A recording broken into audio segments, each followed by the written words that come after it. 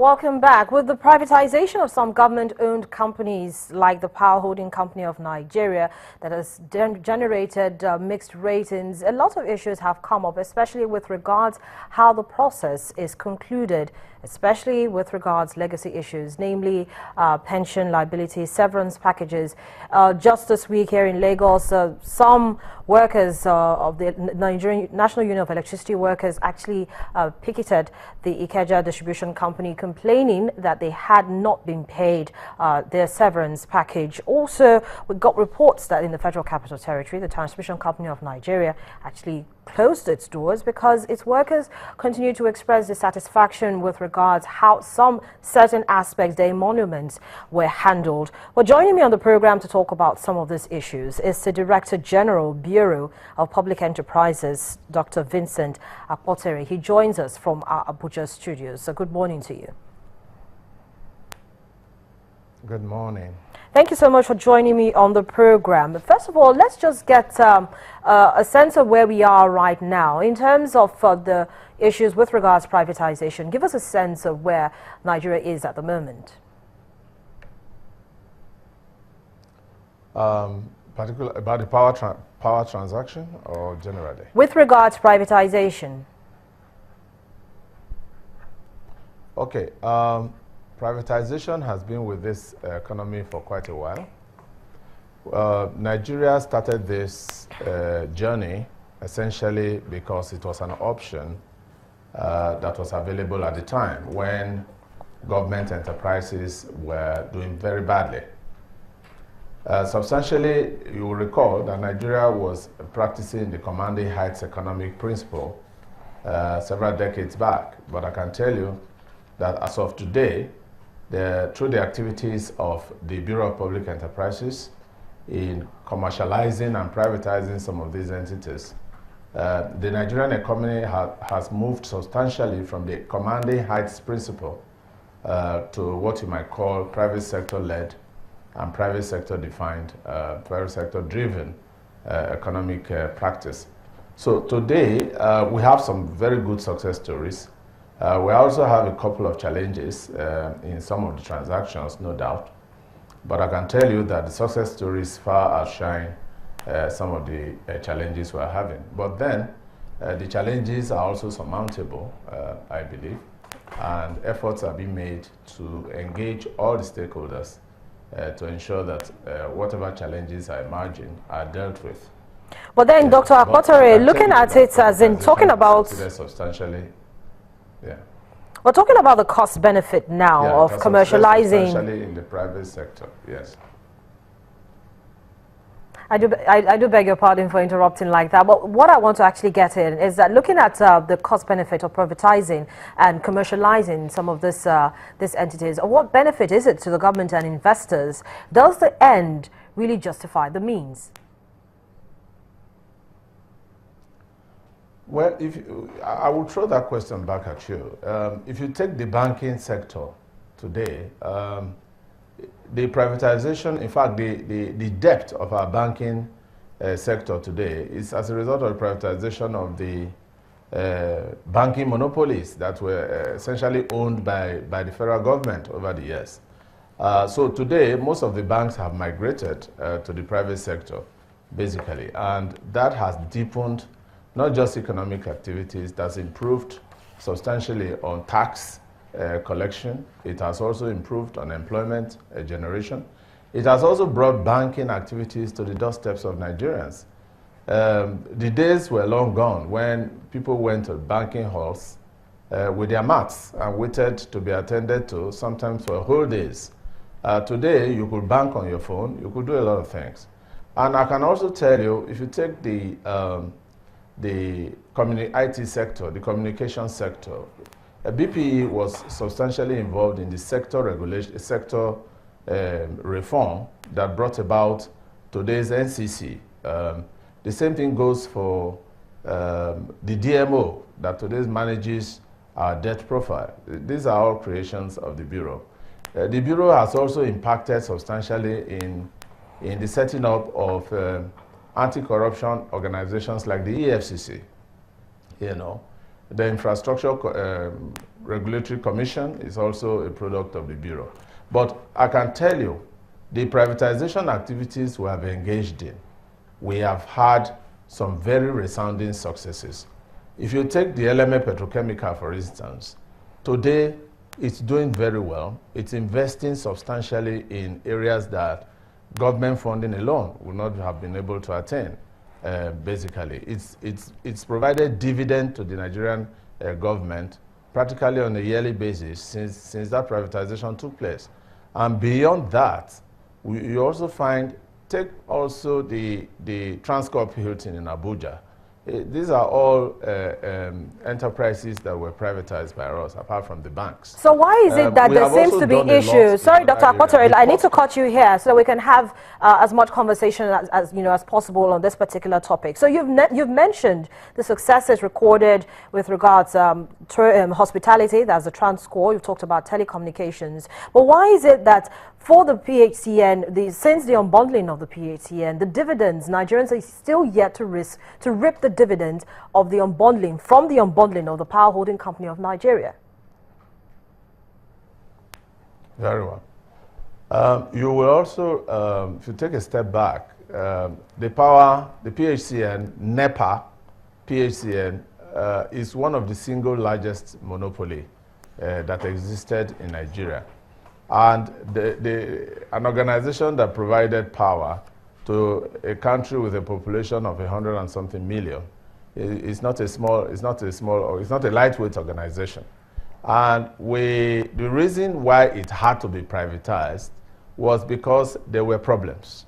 If there were no problems, I can tell you there was no way Nigerians would have agreed that the PHCN or NEPA should be privatized. NEPA became a byword, in the last few decades, substantially because investments in the sector dried up. And why did investments dry up? Various governments over the years just stopped dead. They stopped investment in the power sector. For over 30, the last power plant that was built in this country was Egbin. And that was built about 1970, late 70s or early 80s.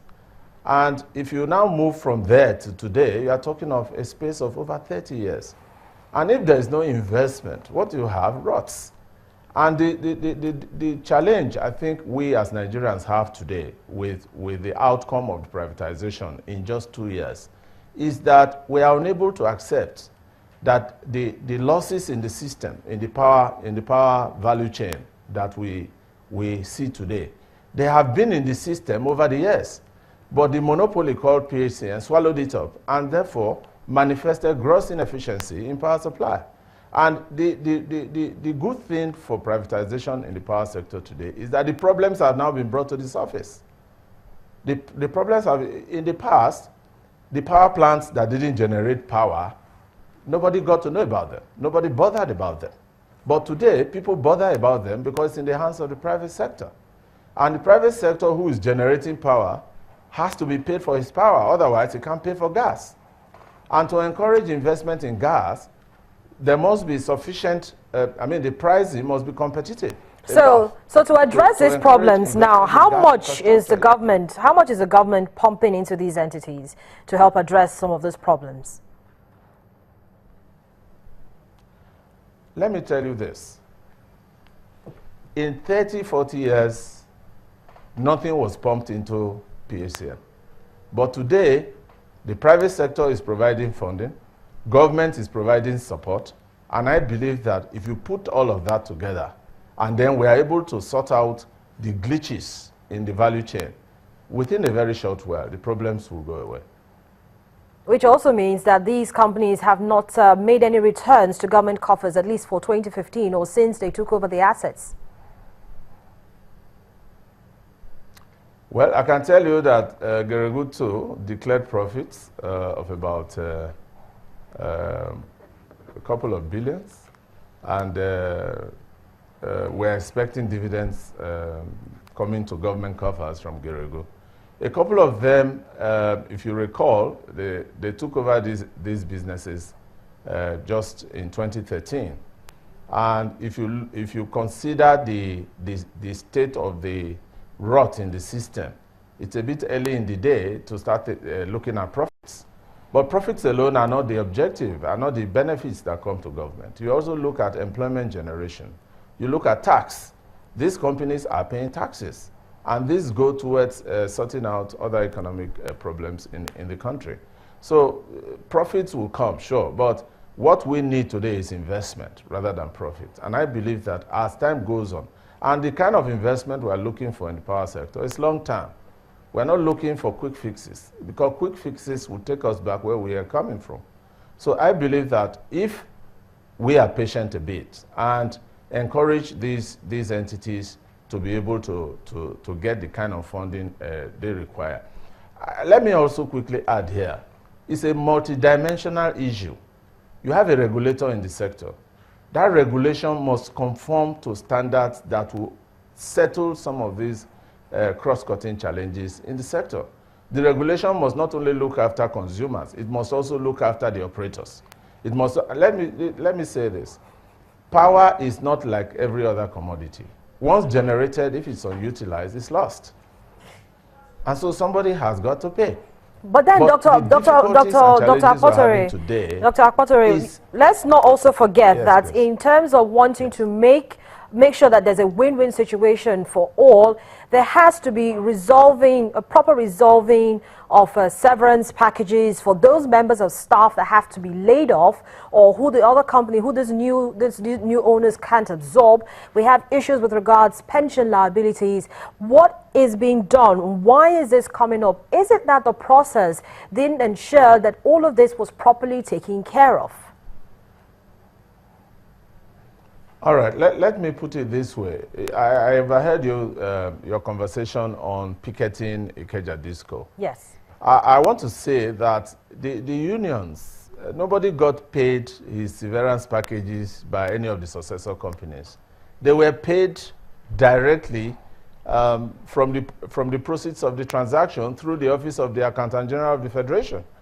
And as I speak with you, about 98% of the identified and biometrics staff, recognized staff of the defunct PHCN have been paid in full. That is the point. And we can't join issues with propaganda. But the point is that they know where they were paid. They were not paid by Ikeja Disco or any of the disco for that matter. So anybody going to picket a disco on grounds of legacy liability of workers of PHCN is heading in the wrong direction. They know where to be. And we are engaging them anyway. As I speak with you, we are in the process of re-engaging in respect of the remaining 2% of officials, of workers of PHCN. That includes staff as well as pensioners. And the total number we are looking at is about 1,600 out of about 50,000 workers. We have paid about 49,000 of them. So for me, it's a bit strange to hear some of these discordant tunes running around. But I can tell you from the information I have, which are verifiable. If you want them, we'll bring them to you. You can publicize them. They are available. The workers have signed for their entitlements up to the days of their retirement. And the services they are now rendering in these successor companies are based on brand new engagements. They have nothing to do with their legacy employment. The legacy employments have been dealt with, and we are making arrangements to deal with the remaining 2% of officials that were not captured. Why were they not captured? They couldn't be found. They could not be found to carry out their biometrics. They could not come up with proper documentation. But we are still giving them a final chance. We are coming back out to deal with some of these issues. Dr. Akpotore, thank you so much for joining me on the program this morning and shedding more light on some of those issues. Of course, those issues are still very much in the news and we'll still be talking about it.